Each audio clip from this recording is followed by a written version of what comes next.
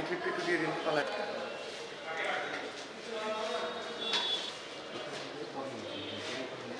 সব চলে আসবে এখানে খাওয়া বাজার নাকি তো দেবেন আপনি আর বাপও দেবেন আমি বললাম মানে ওর চাষা ছয়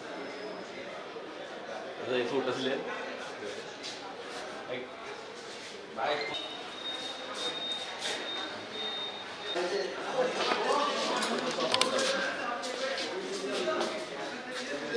নিয়োগ সংক্রান্ত একটা প্রেস রিলিজ দেওয়া হচ্ছে, সেখানে সব কিছু পাবে।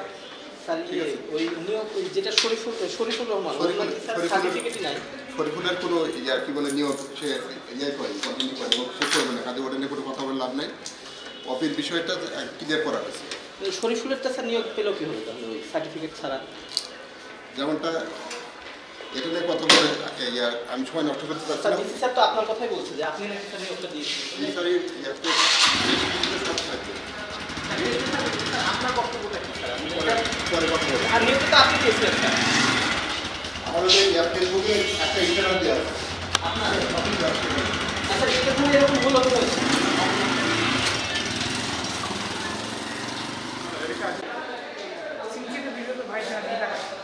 জানেন না আপনার একজন অফিস স্টাফ আসে কিনা সেটা জানেন না? অবশ্যই অফিস করে। অফিস করে শরীফুর রহমান আজকে আসছে?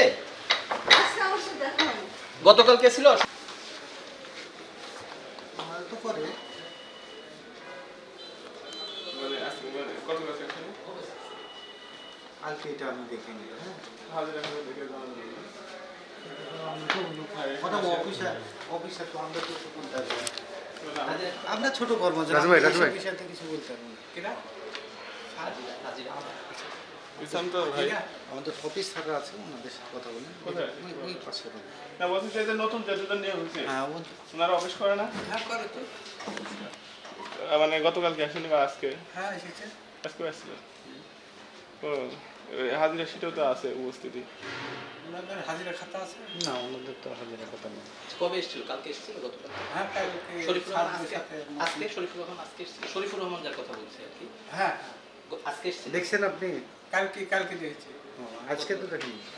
অফিস করেছে, অফিস করছে উনি কি না? উনি নাকি আসে না অফিসে। আমি দেখেন দেখেছি গতকালকে পর্যন্ত দেখেছেন ঠিক না? হ্যাঁ গতকাল। ভাই আপনার নাম কি?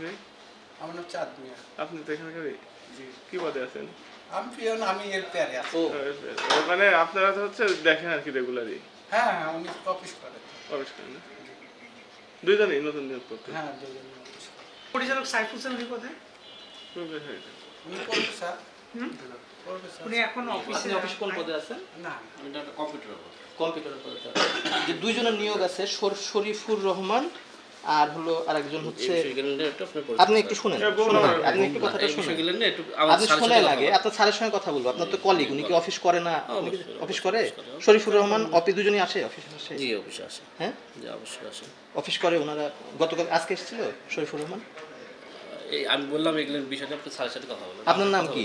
আপনার নাম কি? আপনি স্যারের সাথে কথা বলুন। না স্যারের সাথে কথা বলবো। আপনার কলিগ না, আপনি জানেন না? বলেন আপনার কলিগ, আপনি জানেন না? এই বিষয়গুলো নিয়ে একটু স্যারের সাথে কথা বলুন।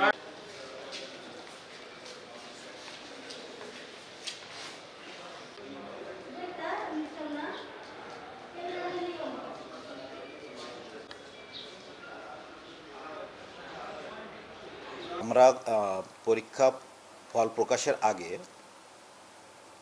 আনঅফিসিয়ালি ছাত্রদেরকে জানিয়ে থাকি, কিন্তু এটার কোনো ডকুমেন্ট আকারে দিই না। বিশেষ করে আপনার পার্ট 4-এর ফাইনাল পরীক্ষার রেজাল্ট, ঠিক আছে? তো আমি জানি না কেন, মানে কে ক্লেম করেছে, কিভাবে ক্লেম করেছে। তো আমাদের অফিস থেকে এই ধরনের, আমার জানা মতে এই ধরনের কোনো কিছু সাপ্লাই করা হয়নি। অফিসিয়াল সার্চ করতে হবে। দেখো তো ওদের যদি কোনো এরকম রেজাল্ট তো আমরা দিইনি কখনো। কোনো প্রশংসাপত্র দিয়েছি কিনা পাঠ করে? থার্ড ইয়ারের দেওয়া হয়েছে। নিয়ে এসো, তারপরে নিয়ে এসো অফিসিয়াল কপিটা। এটা হচ্ছে 18/11/2024 ফর প্রফেশনাল ইউজ, থার্ড ইয়ারের দেওয়া হয়েছে প্রত্যয়নপত্র। একটা পুরা হিরো রাজার দেশের মতো হয়ে গেছে। হ্যাঁ, তো আমরা আপনাদের মাধ্যমে বা সাংবাদিক আপনাদের মাধ্যমে জানতে পারলাম যে দুটো নিয়োগ হয়েছে। একটা রাজশাহী বিশ্ববিদ্যালয়ের ছাত্র, কিন্তু সে স্নাতক পাশ করেনি, আর একটা প্রাইভেট বিশ্ববিদ্যালয়ের ছাত্র, তার কোনো সার্টিফিকেটই নাই। তো দুইটা নিয়োগই তো আসলে নিয়মানুযায়ী হয় না, এখানে নিয়মের ব্যত্যয় হয়েছে এবং এই সমস্ত নিয়ম এইভাবে নিয়োগ দেওয়া একটা বড় অন্যায় হয়েছে। আসলে বিপ্লবের পরবর্তী এই বিশ্ববিদ্যালয় প্রশাসন এই ধরনের ভুল করবে এটা ছাত্ররাও চায় না, আমরা শিক্ষকরাও চাই না। আমরা মনে করি তারা ভুলকে, যদি ভুল হয়ে থাকে ভুলটাকে স্বীকার করে নিয়ে তাদের অবিলম্বে চাকরি থেকে অব্যাহতি দেওয়া হোক এবং ভবিষ্যতে একটা মেধার ভিত্তিতে পরীক্ষা নিয়ে জানি নিয়োগ দেওয়া হয়, দিলে এই প্রশাসন আর বিতর্কে জড়াবে না এই আশা করছি। বিশ্ববিদ্যালয় ইতিপূর্বে আত্মীয়করণ হয়েছে, দলীয়করণ হয়েছে এবং আর্থিক লেনদেন হয়েছে। এখন বিশ্ববিদ্যালয়ের এই সমস্ত নিয়োগ যদি এরকম হয়, মানুষ প্রশ্ন তুলতেই পারে। ছাত্রছাত্রীরা, আমিও দেখেছি ফেসবুকে বিভিন্ন ধরনের কোশ্চেন তুলেছে যে আর্থিক লেনদেন হয়েছে কিনা যাচাই বাছাই করা দরকার। যেহেতু বিশ্ববিদ্যালয় ইতিপূর্বে এরকম হয়েছে আর তারপরেও একটা বিতর্কিত নিয়োগে বিশ্ববিদ্যালয় হয়েছে, এই জন্য নানা ধরনের প্রশ্ন তো আসাটাই স্বাভাবিক। তো এটা তদন্ত সাপেক্ষ ব্যাপার, এটা হয়তো তদন্ত পরে বলা যাবে। আমি নিশ্চিত বলতে পারবো না যে লেনদেন হয়েছে কিনা, কিন্তু মানুষের একটা ধারণা প্রচলিত যে বিগত সরকারের আমলেও হয়েছে, এই সরকারের আমলেও হয়েছে কিনা তারা সন্দেহ করতেছে। এরকম যদি হয়ে থাকে খুবই দুঃখজনক।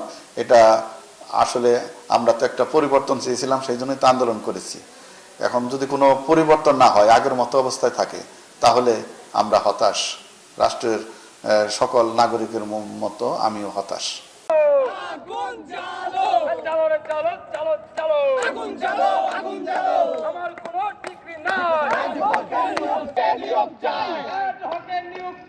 আমার কোনো ডিগ্রি নাই, প্রশাসনের স্বজনপ্রীতি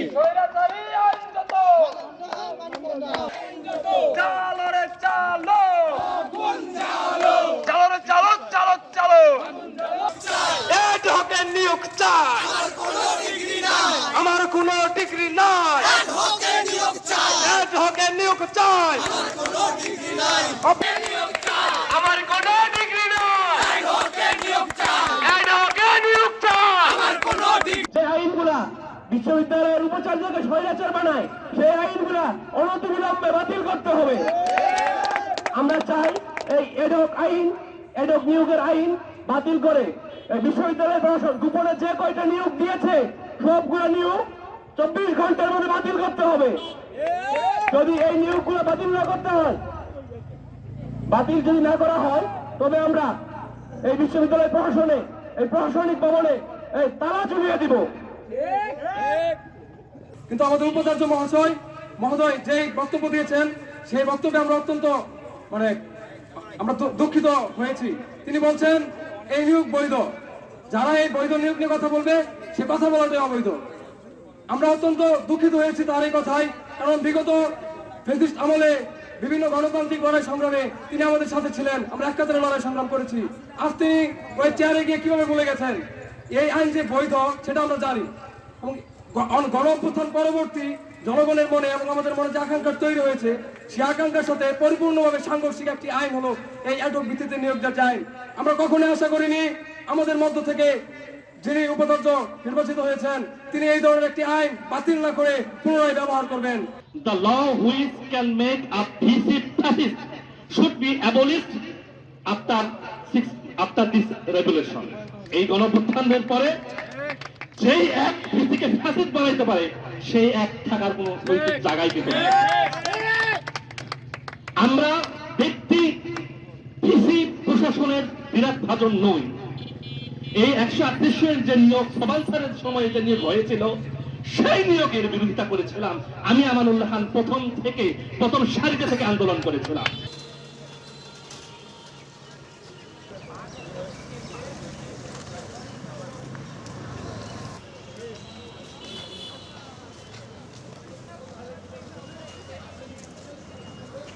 আইসিটি সেন্টারের নতুন পরিচালক এসছেন এবং সামনে একটা ভর্তি পরীক্ষা আছে। যেই ভর্তি পরীক্ষাটা প্রথমবারের মতো ডিসেন্ট্রালাইজড, এটা পুরাপুরি সফটওয়্যার বেসড।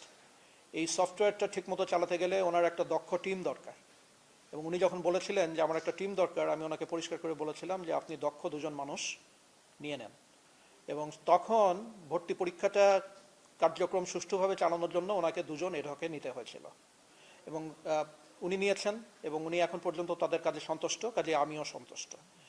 তো নিয়োগ শুরু হলো একদিনে, এখনই প্রশ্ন আসছে কেন?